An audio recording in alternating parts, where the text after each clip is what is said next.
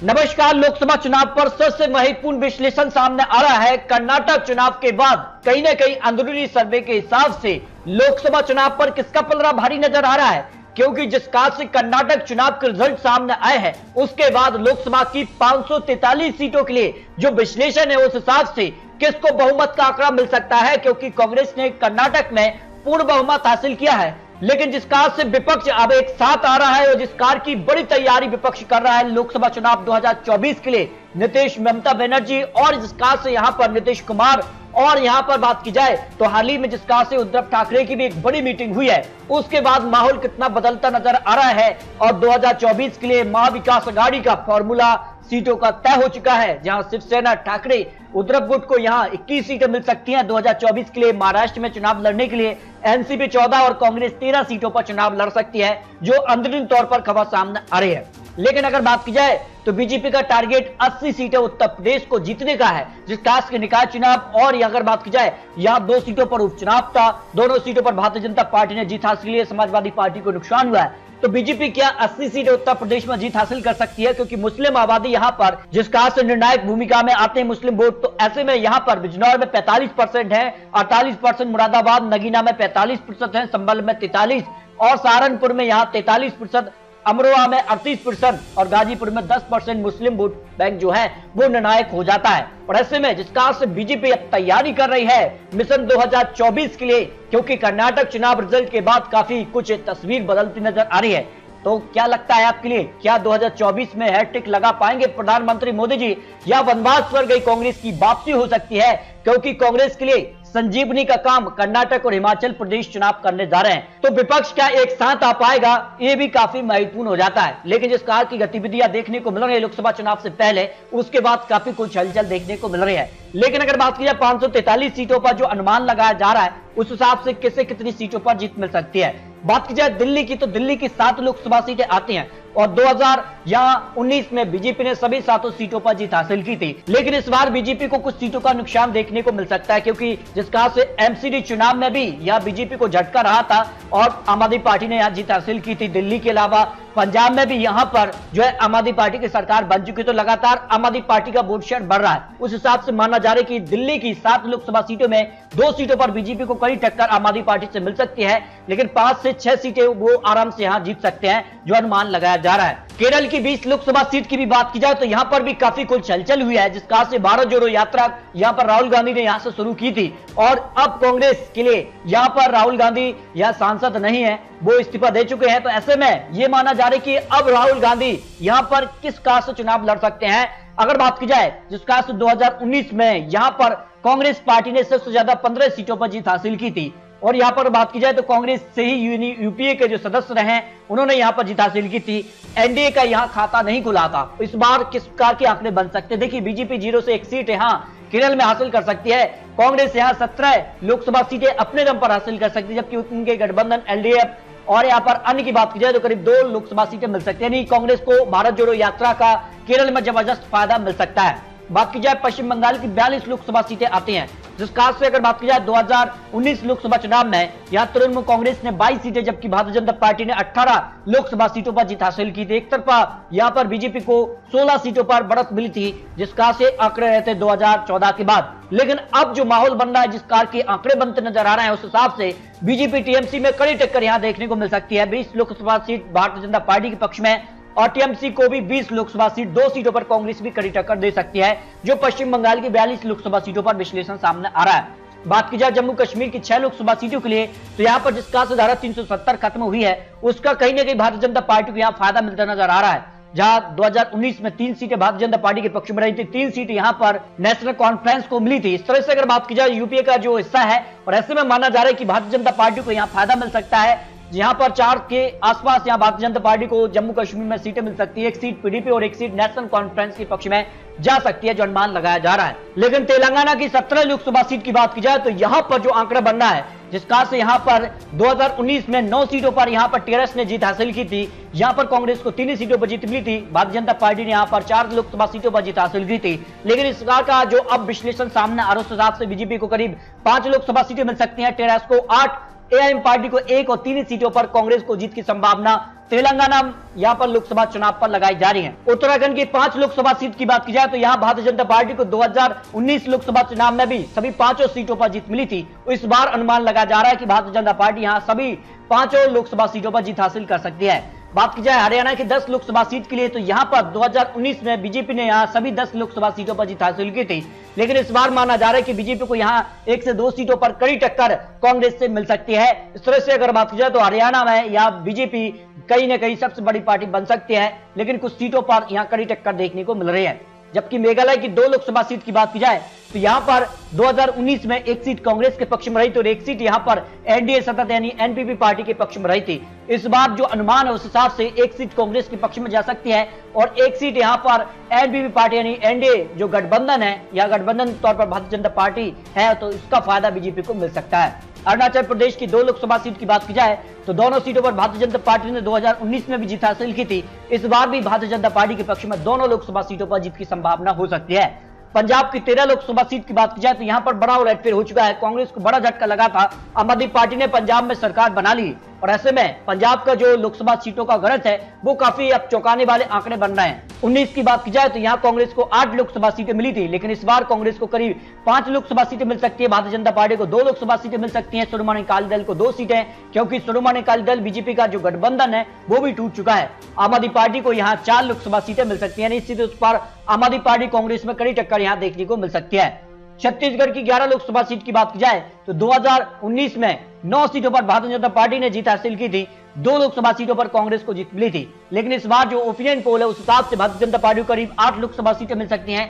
3 सीटों पर कांग्रेस कड़ी टक्कर दे सकती है, जो अनुमान छत्तीसगढ़ की 11 लोकसभा सीटों पर लगाया जा रहा है। गुजरात की 26 लोकसभा सीट की बात की जाए तो सभी 26 सीटों पर भारतीय जनता पार्टी ने 2019 में भी जीत हासिल की थी। करीब 62% वोट शेयर रहा था, एक तरफा वोट शेयर रहा था।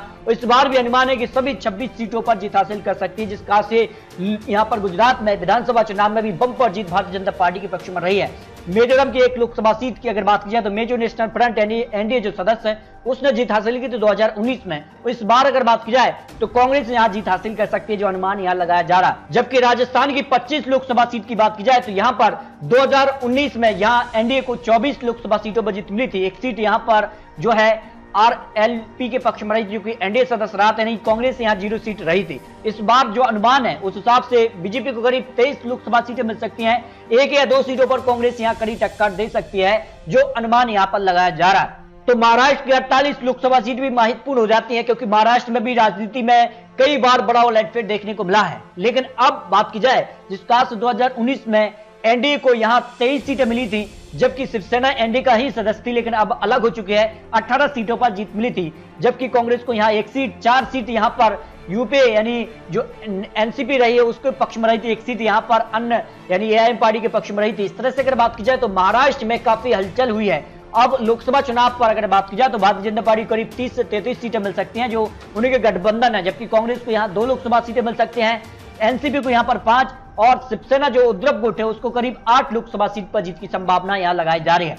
हिमाचल प्रदेश की 4 लोकसभा सीटें आती हैं और यहां 2019 में सभी 4 सीटों पर भारतीय जनता पार्टी ने जीत हासिल की थी, लेकिन हिमाचल में अब कांग्रेस की सरकार आ चुकी है, विधानसभा चुनाव में जीत हुई है। 1 सीट पर कड़ी टक्कर यहां कांग्रेस दे सकती है। करीब 3 सीटों पर भारतीय जनता पार्टी कमल खिलाने में सफल हो सकती है। लक्षद्वीप की 1 सीट की बात की जाए तो यहां पर 1 सीट कांग्रेस के पक्ष में जाने की संभावना यहां लगाई जा रही है, जबकि सिक्किम की 1 लोकसभा सीट भी जो है सिक्किम जो पार्टी है, क्षेत्रीय जो पार्टी है उसके पक्ष में रही थी 2019 में। इस बार भी उन्हीं के खाते में सीट की जाने की संभावना लगाई जा रही है। गोवा की 2 लोकसभा सीट की बात की जाए तो यहां पर भारतीय जनता पार्टी ने 1 सीट 2019 में हासिल की थी। 1 सीट कांग्रेस के पक्ष में रही थी, लेकिन गोवा में जिस काज से यहां विधानसभा चुनाव में भारतीय जनता पार्टी की वापसी हुई है उस हिसाब से दोनों सीटों पर भारतीय जनता पार्टी की जीत की संभावना हो सकती है। त्रिपुरा में भी भारतीय जनता पार्टी ने हाल ही में विधानसभा चुनाव में पूर्ण बहुमत से सरकार बनाई है। ऐसे में माना जा रहा है कि 2019 में भी दोनों सीटों पर जीत हासिल की थी। इस बार भी भारतीय जनता पार्टी को दोनों सीटों पर जीत की संभावना लगाई जा रही है। असम की 14 लोकसभा सीटों की बात की जाए तो यहां पर 10 लोकसभा सीटें भारतीय जनता पार्टी के पक्ष में जा सकती हैं। 1 सीट एआईडीएफ के पक्ष में, 2 सीटें कांग्रेस को कड़ी टक्कर यहां मिल सकती है। और यहां पर बात की जाए तो इस खास से यहां पर बीजेपी को जबरदस्त फायदा असम में हो सकता है। बिहार में भी बड़ा उलटफेर देखने को मिला है। अब बिहार में बीजेपी गठबंधन टूट चुका है। नीतीश आरजेडी कांग्रेस गठबंधन के तौर पर आ चुके हैं और बिहार के लिए जो सियासी समीकरण है वो भी बदलते नजर आ रहे हैं। अब एनडीए को करीब अपने दम पर यह 16 से 20 सीटें मिल सकती हैं। और अगर बात की जाए 2019 में भारतीय जनता पार्टी ने अपने दम पर 17 लोकसभा सीटें हासिल की थी, जबकि यहां पर एनडीए से यहां पर जेडीयू को यह 16 सीटें मिली थी। 6 सीटें यहां पर जो है यहां पर एलजेपी पार्टी के पक्ष में रही थी। इस बार जो है पार्टी अलग अलग चुनाव लड़ेंगी तो फिर आंकड़ा इस तरह से बन सकता है। यहाँ जेडीयू को 12 सीटें, आरजेडी को 10, कांग्रेस को 1 और अन्य की बात की जाए तो 1 लोकसभा सीट मिल सकती है। उड़ीसा की 21 लोकसभा सीट की बात की जाए तो यहाँ बीजेपी को करीब 8 लोकसभा सीटें मिल सकती हैं और बीजू जनता दल को करीब 10 लोकसभा सीटें, एनसी को यहाँ 0 सीट, जबकि कांग्रेस को यहाँ 3 लोकसभा सीटें मिल सकती हैं, जो अनुमान यहाँ लगाया जा रहा है। अंडमान निकोबार की 1 सीट पर भारतीय जनता पार्टी को जीत की संभावना लगाई जा रही है।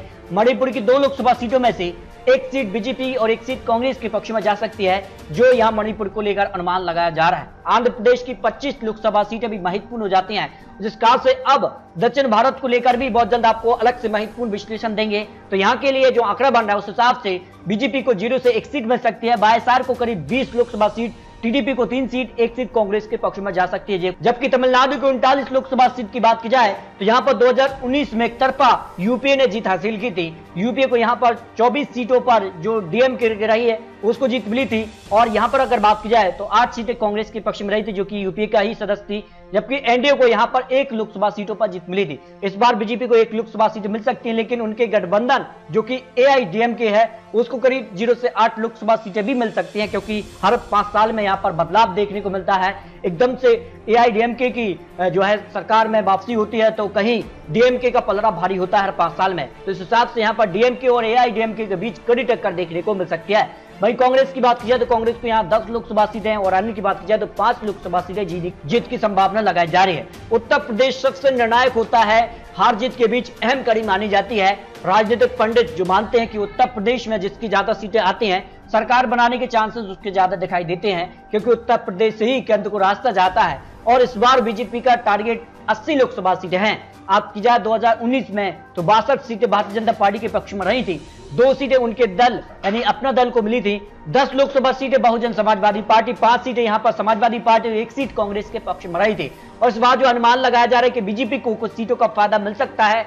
70 से ज्यादा सीटें भारतीय जनता पार्टी को उत्तर प्रदेश में मिल सकती हैं, समाजवादी पार्टी को 8, बीएसपी 2 और कांग्रेस 0 सीट और अन्य की बात की जाए 0 सीट पर आ सकती है, जो अनुमान यहाँ लगाया जा रहा है। चंडीगढ़ की 1 लोकसभा सीट भी जो है वो भारतीय जनता पार्टी के पक्ष में जा सकती है। कर्नाटक की 28 लोकसभा सीटें भी काफी महत्वपूर्ण हो जाती हैं, जहां 2019 में भारतीय जनता पार्टी ने 25 लोकसभा सीटों पर जीत हासिल की थी, लेकिन इस बार भारतीय जनता पार्टी को कुछ सीटों का नुकसान हो सकता है। करीब 15 से 20 या लोकसभा सीटें भारतीय जनता पार्टी के पक्ष में जा सकती हैं। जेडीएस को यहाँ जो है 0 से 3 सीट, जबकि कांग्रेस को यहाँ 5 से ज्यादा लोकसभा सीटों पर जीत की संभावना यहाँ लगाई जा रही है। इस तरह से मध्य प्रदेश की 29 लोकसभा सीटें भी महत्वपूर्ण हो जाती हैं। और मध्य प्रदेश की अगर बात की जाए तो 28 सीटों पर भारतीय जनता पार्टी ने 2019 में जीत हासिल की थी, लेकिन इस बार 2 सीटों पर बीजेपी को कड़ी टक्कर मिल सकती है। करीब 26 सीटें भारतीय जनता पार्टी को अपने दम पर मिल सकती हैं, 2 सीटों पर कांग्रेस से कड़ी टक्कर मिल सकती है। भाई झारखंड की 14 लोकसभा सीट की बात की जाए तो यहाँ बीजेपी को 9 लोकसभा सीटें मिल सकती हैं, जेएमएम को 3, कांग्रेस को यहाँ 2 सीटों पर जो एक कड़ा मुकाबला देखने को मिल सकता है। इस तरह से अगर बात की जाए लोकसभा चुनाव के लिए जो 543 सीटें हैं, इसके लिए अगर वोट शेयर की बात की जाए तो 43% वोट शेयर एनडीए के पक्ष में, यूपीए को 39 और अन्य की बात की जाए तो 28% वोट शेयर जा सकता है। इस हिसाब से अगर सीटों की बात की जाए तो फिर एनडीए 298 सीटें जा सकती है, यूपीए 153 और अन्य की बात की जाए तो 92 सीटों पर जीत की संभावना हो सकती है। एनडीए को कुछ सीटों का नुकसान जरूर दिखाई दे रहा है, लेकिन बहुमत का आंकड़ा मिल सकता है। लेकिन आने वाले वक्त में जो समय है उस हिसाब से जिसका से यहाँ पर गठबंधन बनते हैं उसके बाद मामला बिगड़ भी सकता है। देखिए अगर बात की जाए left, SP, BSP, RLD, TDP और आईएनडी है, जिसके अलावा पीडीपी यूपी में आ जाते हैं, और इसके अलावा आम आदमी पार्टी, तृणमूल कांग्रेस, शिवसेना यूपी में आती है, तो फिर देखिए आंकड़े किस कहां से 282 तक एनडीए का पहुंच सकता है। कुछ सीटों का नुकसान हो रहा है, यूपी 172 और अन्य की बात की जाए तो 89 सीटें अन्य के पक्ष में रह सकती हैं। अगर एक महागठबंधन बनता है तो फिर एनडीए 264, यूपीए 230 और अन्य की बात की जाए तो 49 सीट तक आंकड़ा बन सकता है। तो इस तरह से अगर बात की जाए लोकसभा की 543 सीटों के लिए फिलहाल अगर बात की जाए तो एनडीए को करीब 300 का आंकड़ा मिलने की संभावना लगाई जा रही है। यूपीए का आंकड़ा बढ़ रहा है लगातार, यहाँ पर यूपीए की सीटों में इजाफा हो रहा है, 146 सीटें और अन्य की बात की जाए तो 111 सीटें। लेकिन महत्वपूर्ण ये हो जाता है कि किस कार से महागठबंधन बनता है, जिस कार के विपक्षी दल एक साथ जरूर आ रहे हैं, उसके बाद किस कार के आंकड़े बनेंगे ये तो आने वाला वक्त ही बताएगा। तो आपको क्या लगता है, अपनी राय रख सकते हैं। आपको बता रही है चुनावी आंकड़े चुनावी अनुमान है। आपको क्या लगता है, क्या यहां पर लोकसभा में प्रधानमंत्री मोदी जी हैट्रिक लगा पाएंगे या बनवास कर गई कांग्रेस की वापसी होगी, अन्य की क्या भूमिका होगी, ये काफी महत्वपूर्ण हो जाता है। तो दोस्तों मिलते हैं और लेटेस्ट और महत्वपूर्ण विश्लेषण के साथ, तब तक ले जाए जय भारत।